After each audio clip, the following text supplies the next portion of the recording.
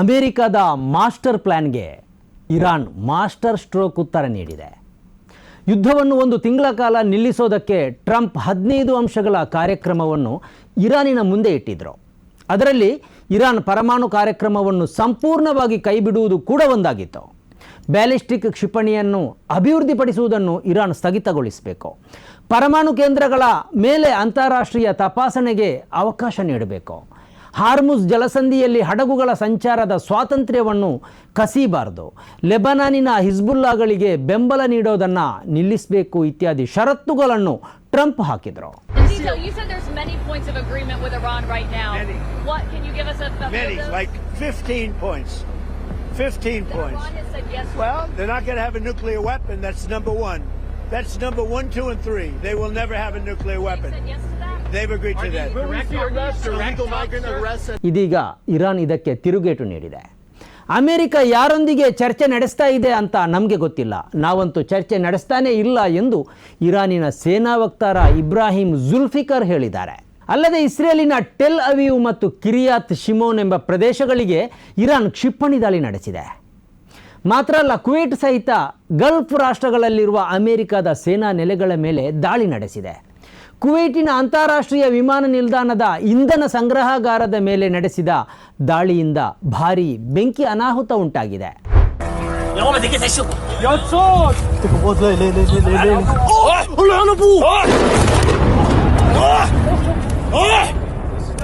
ವೀಕ್ಷಕರೇ, ಇದು editor speak. Trump ಮುಂದಿಟ್ಟಿರುವ ಷರತ್ತುಗಳಿಗೆ Iran ಒಪ್ಪಿಕೊಳ್ಳದೇ ಇರೋದಕ್ಕೆ ಕೆಲವು ಕಾರಣಗಳಿವೆ. ಟ್ರಂಪ್ ಇಂಥದ್ದೊಂದು ಷರತ್ತನ್ನು ಈ ಮೊದಲು ಗಾಜಾದ ಮುಂದೆ ಇಟ್ಟಿದ್ದರು. ಆದರೆ ಆ ಷರತ್ತಿನಂತೆ ಇಸ್ರೇಲ್ ನಡ್ಕೊಂಡೇ ಇರಲಿಲ್ಲ. ಆ ಬಳಿಕ ಮಾಡಿದ ದಾಳಿಯಲ್ಲಿ 600ಕ್ಕಿಂತಲೂ ಅಧಿಕ ಫೆಲೆಸ್ತೀನಿಯರು ಸಾವಿಗೀಡಾಗಿದ್ದಾರೆ.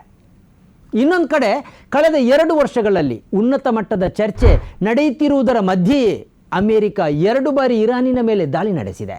ಕಳೆದ ಫೆಬ್ರವರಿ 28ರಂದು ಇರಾನಿನ ಮೇಲೆ ದಾಳಿ ನಡೆಸುವ ಸಮಯದಲ್ಲಿ ಜೋರ್ಡಾನಿನ ಮಧ್ಯಸ್ಥಿಕೆಯಲ್ಲಿ ಇರಾನ್ ಮತ್ತು ಅಮೆರಿಕದ ನಡುವೆ ಮಾತುಕತೆ ನಡೀತಾ ಇತ್ತು. ಈ ಮಾತುಕತೆ ಯಶಸ್ಸಿನತ್ತ ಸಾಗ್ತಾ ಇದೆ ಎಂದು ಜೋರ್ಡಾನ್ ಮಧ್ಯವರ್ತಿಯೇ ಹೇಳಿದರು. ಹೀಗೆ ಹೇಳಿದ ಮರುದಿನವೇ ಅಮೆರಿಕ ಇರಾನಿನ ಮೇಲೆ ದಾಳಿ ನಡೆಸಿತು. ಆದ್ದರಿಂದಲೇ ಇದೀಗ ಇರಾನ್ ಕಟು ನಿರ್ಧಾರವನ್ನು ಮಾಡಿದಂತಿದೆ. ಅಮೆರಿಕದ ಜೊತೆ ಮಾತುಕತೆಯೇ ಇಲ್ಲ ಎಂದು ಇರಾನ್ ನಿರ್ಧರಿಸಿರುವುದಕ್ಕೆ ಅಮೆರಿಕದ ವಂಚಕ ನೀತಿಯೇ ಕಾರಣ ಎಂದು ಹೇಳಲಾಗ್ತಾ ಇದೆ. I think the question of talking with Americans or negotiation with Americans once again would be on the table, because we have a very bitter experience of talking with Americans. We negotiated with them last year in last June, and they attacked us in the middle of negotiations. ನಮ್ಮಂಥವರಿಗೆ ನಿಮ್ಮಂಥವರ ಜೊತೆ ಒಮ್ಮತಕ್ಕೆ ಬರಲು ಸಾಧ್ಯನೇ ಇಲ್ಲ. ಈ ಸಮಯದಲ್ಲಿ ಅಥವಾ ಇನ್ನೆಂದು ನಿಮ್ಮ ಜೊತೆ ಯಾವುದೇ ಒಪ್ಪಂದ ಇಲ್ಲ ಎಂದು ಇರಾನಿನ ಸೇನಾ ವಕ್ತಾರ ಅಧಿಕೃತವಾಗಿ ಟಿವಿ ಚಾನೆಲ್ಗಳ ಮೂಲಕ ಘೋಷಿಸಿದ್ದಾರೆ. قدرت راهبردی که از آن دم می‌زدید تبدیل به شکست راهبردی شده. مدعی ابرقدرتی دنیا اگر می‌توانست از این مخمسه رها شود تا حالا شده بود.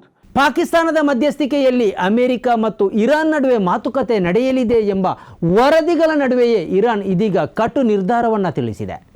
ಅಮೆರಿಕ ನಂಬಲರ್ಹ ರಾಷ್ಟ್ರವಲ್ಲ ಎಂದು ನೇರವಾಗಿ ಇರಾನ್ನ ಸೇನೆ ಟಿವಿ ಚಾನೆಲ್ನ ಮೂಲಕ ಘೋಷಿಸಿದೆ.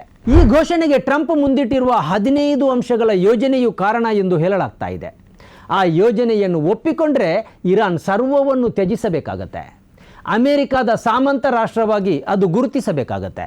ಅದರ ಸರ್ವ ಸ್ವಾತಂತ್ರ್ಯವನ್ನು ಕಸಿದುಕೊಳ್ಳುವ ರೀತಿಯಲ್ಲಿ ಈ 15 ಅಂಶಗಳ ಯೋಜನೆಯಲ್ಲಿ ಷರತ್ತುಗಳನ್ನು ವಿಧಿಸಲಾಗಿದೆ. ಇಸ್ರೇಲ್ನಲ್ಲಿ ಅಣ್ವಸ್ತ್ರ ಆಯುಧ ಇದೆ. ಅದು ಅತ್ಯಾಧುನಿಕ ಕ್ಷಿಪಣಿಗಳನ್ನು ಅಮೆರಿಕದಿಂದ ತರಿಸಿಕೊಳ್ಳುತ್ತೆ. ಪಕ್ಕದ ರಾಷ್ಟ್ರಗಳಾದ ಲೆಬನಾನ್, ಸಿರಿಯಾಗಳ ಮೇಲೆ ಅದು ತನಗೆ ತೋಚಿದಂತೆ ದಾಳಿ ಮಾಡುತ್ತೆ, ಬಾಂಬುಗಳನ್ನು ಹಾಕುತ್ತೆ. ಇಸ್ರೇಲ್ ಈ ಎಲ್ಲ ಅವಕಾಶಗಳು ಇರುವಾಗ ಇರಾನಿನಿಂದ ಸರ್ವವನ್ನು ಕಸಿದುಕೊಳ್ಳುವುದನ್ನು ಅನ್ಯಾಯ ಎಂದು ಇರಾನ್ ಸೇನೆ ಭಾವಿಸಿದೆ. ಅಲ್ಲದೆ ಇರಾನ್ ಎಂದೂ ಕೂಡ ಇಸ್ರೇಲ್ನ ಮೇಲೆ ಮೊದಲಾಗಿ ದಾಳಿ ನಡೆಸಿಯೇ ಇಲ್ಲ. 2025ರಲ್ಲಿ 12 ದಿನಗಳ ಕಾಲ ನಡೆದ ಯುದ್ಧವನ್ನು ಪ್ರಾರಂಭಿಸಿದ್ದು ಇಸ್ರೇಲ್. ಈ ಬಾರಿ ಯುದ್ಧ ಪ್ರಾರಂಭಿಸಿರುವುದು ಕೂಡ ಇಸ್ರೇಲೇ.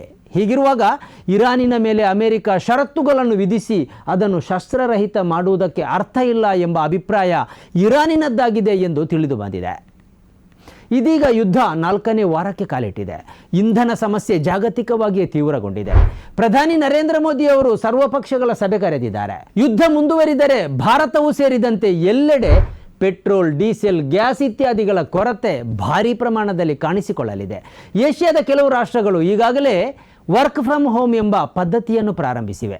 ಕೊರೋನಾ ಕಾಲದ ತುರ್ತು ಪರಿಸ್ಥಿತಿಯನ್ನು ಜಗತ್ತು ಮತ್ತೊಮ್ಮೆ ಎದುರು ನೋಡುವ ಭಯದಲ್ಲಿದೆ.